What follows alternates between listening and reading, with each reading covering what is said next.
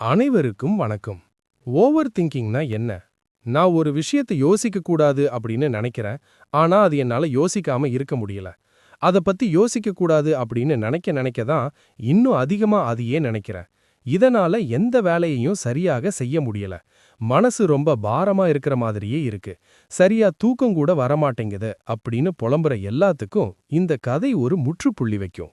ஒரு ஊர்ல ஒரு வியாபாரி ஒருத்தன் இருந்தான். அவனுக்கு தன்னோட சிந்தனை தான் பெரிய பிரச்சனை. எப்போதும் யோசிச்சுக்கிட்டே இருப்பான். சாதாரணமா யாராவது ஏதாவது சொன்னா கூட, ஏன் இப்படி சொன்னாங்க? நம்மள இப்படி நினைச்சிருப்பாங்களோ, இல்ல இதனால சொல்லியிருப்பாங்களோ அப்படின்னு தலைய போட்டு பிச்சுக்கிற அளவுக்கு அதிகமா யோசிப்பான். இப்படி அளவுக்கு அதிகமா யோசிப்பதால அவனால எந்த ஒரு வேலையிலையும் கவனம் செலுத்த முடியல. மனசு எப்போதும் குழப்பமாவே இருந்துச்சு. நிறைய எண்ணங்களால நிரம்பி இருந்துச்சு. இதனால அவன் போடுற திட்டம் எதையும் முடிக்க முடியல. திட்டங்கள் எதுவும் முடிக்க முடியாம பாதியிலேயே நின்னுச்சு.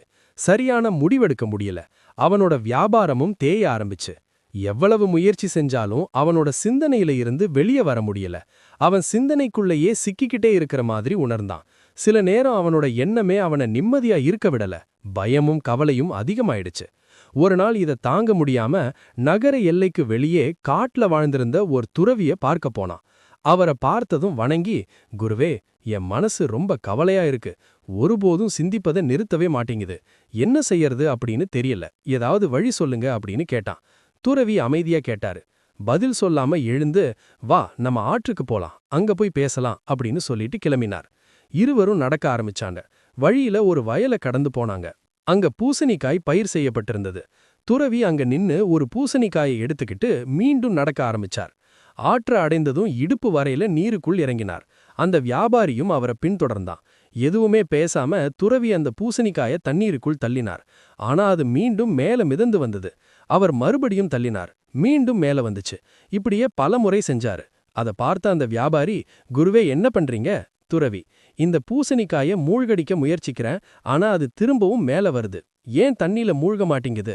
அவன் உடனே, குருவே, அதுல காற்று நிரம்பி இருக்கு. அது வெளியேற விட்டா அது எப்பவுமே மிதக்கும் அப்படின்னு சொன்னான்.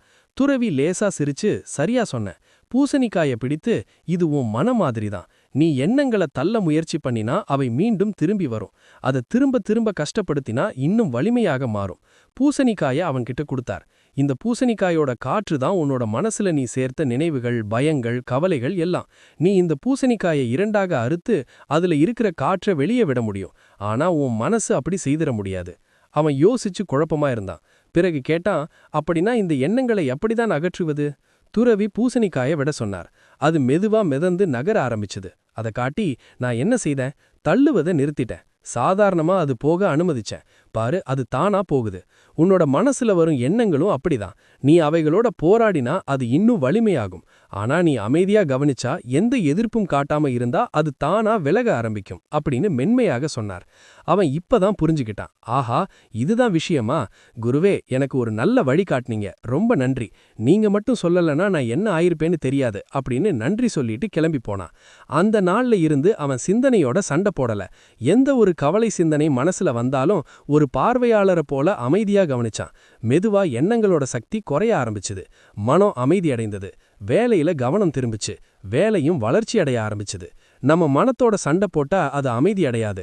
நம்ம எண்ணங்களை தள்ள முயற்சி பண்ணினா அது இன்னும் வலிமையா மாறும். ஆனா வானத்துல அசையிற மேகங்களை எப்படி பார்த்துக்கிட்டு இருப்போமோ அது மாதிரி மனசுல வரும் எண்ணங்களோடும் சிந்தனைகளோடும் போராடாம அமைதியா கவனிக்கணும். அதுதான் மனத்தை கட்டுப்படுத்துற உண்மையான வழி. ஒரு மனிதன் ஒரு நாள்ல 60,000 இருந்து 80,000 எண்ணங்கள் யோசிக்கிறான்னு ஆய்வுகள்ல சொல்றாங்க. அதுல பெரும்பாலானவை பயம், கடந்த காலம் சிந்தனை, எதிர்காலம் பற்றிய கவலைகள் தான். மனம் தனியா சிந்திப்பதில்ல.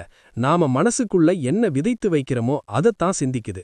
மன அமைதியாயிடுச்சுன்னா வாழ்க்கையும் நிம்மதியா சந்தோஷமா போக ஆரம்பிக்கும்.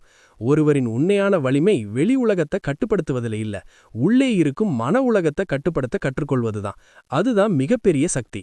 இந்த கதை பிடிச்சிருக்கும் அப்படின்னு நம்புறேன். நீங்க என்ன நினைக்கிறீங்க அப்படின்னு மறக்காம கமெண்ட் பண்ணுங்க.